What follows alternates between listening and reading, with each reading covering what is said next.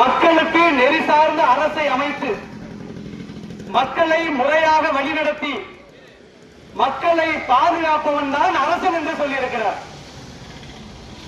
இங்கே திருக்கோசியூர் சட்டமன்றமாக இருந்து திருக்கோசியூர் வட்டாரமாக இருந்து இன்றைக்கு திருப்பத்தூர் சட்டமன்றமாக மருவி 4 முறை தொடர்ந்து ஒரு சட்டமன்ற உறுப்பினர், அதற்கு முன்பாக பல்வேறு சட்டமன்ற உறுப்பினர்களை தேர்ந்தெடுத்த இந்த திருப்பத்தூர் சட்டமன்றத்தில் இன்றைக்கு சொல்லிக் கொள்ளும் அளவில் ஒன்றுமே இல்லை என்று சொன்னால் திருவள்ளுவர் சொன்ன குரலுக்கு இவர்கள் எல்லாம் முரணானவர்கள். இவர்கள் தமிழ் பேசுவதற்கு அர்த்தமில்லை. முறை செய்து காப்பாற்றும் மன்னவன் மக்களுக்கு இறை என்று வைக்கப்படும் என்கின்ற குரலை அவர்கள் பேசுவதற்கு தகுதி இழந்தவர்கள் யாரா இருந்தாலும் சரி. முன்னாள் சட்டமன்ற உறுப்பினர் இதே நீதிமன்றத்தில் எனக்கு ஒரு ஆத்திரம் இருக்கும்.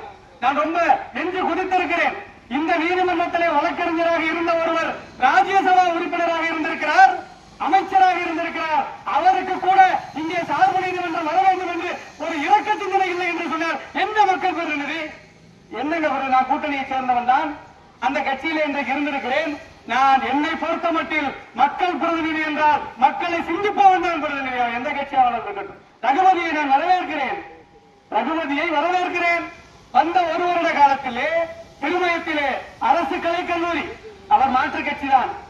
பொன்னமராவதியிலே நீதிமன்றம், இழுப்பூரிலே நீதிமன்றம், திருமயத்திலே சார்பு நீதிமன்றம், கந்தர்வக்கோட்டையிலே நீதிமன்றம். மக்களினுடைய சிரமத்தை உணர்கிற எவனாக இருந்தாலும் அவரை நாம் வரவேற்கிறோம். இங்க இருந்த ஒரு வழக்கறிஞர் பெயர் சொல்ல விரும்பல, உயரிய பொறுப்பு. நினைச்சு பாருங்க, நம்ம உண்மையிலே இந்த ஆர்ப்பாட்டம் வச்சிருக்கவே கூடாது. ராஜ்யசபா உறுப்பினர் நம்ம வெளியில கேட்க கூடாது. பெரிய இடத்த கேட்பாரு, ஏங்க நீங்க உங்களுக்கு மந்திரி வச்சிருந்தீங்க, அங்கே பிராக்டிஸ் பண்ணவங்க ராஜ்யசபா எம்பியா வச்சிருந்தீங்க, கேட்க மாட்டாரா பெரிய இருப்பேன்? நான் யாரையும் பேசி முடிக்கிறவரை எதுவும் தப்பா நினைச்சிடாதீங்க, யாரையும் குறை சொல்லல, எல்லோரையுமே பேசுகிறேன். மக்கள் பிரதிநிதி என்பவர் மக்களை சிந்திக்க வேண்டும்.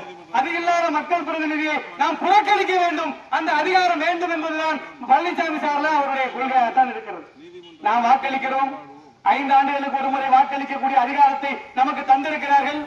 5 ஆண்டுகளுக்கு ஒரு முறை அவர்களை அரியணை ஏற்றிவிட்டால் திருப்பி அவர் இல்லத்தில் சென்றால் கூட 1 மணி நேரம் காத்திருந்துதான் இந்த சட்டமன்ற உறுப்பினரை பார்க்க முடியும் என்று சொன்னால் அவனை திரும்பி பெறக்கூடிய அதிகாரமும் நமக்கு வேண்டும். அதற்கான கொள்கையை நோக்கியும் பல்வேறு அமைப்புகள் போராடி கொண்டுதான் இருக்கிறார்கள். உலக வரலாற்றிலே 100 ஆண்டு காலமாக 200 ஆண்டு காலமாக கதப்பின மக்கள் இனவெறியால் துன்புறுத்தப்பட்ட பொழுது அவர்களுக்கும் வாழ்க்கை விடியும் என்றுதான் காத்திருந்தார்கள், போராடினார்கள். நீக்ரோக்கள்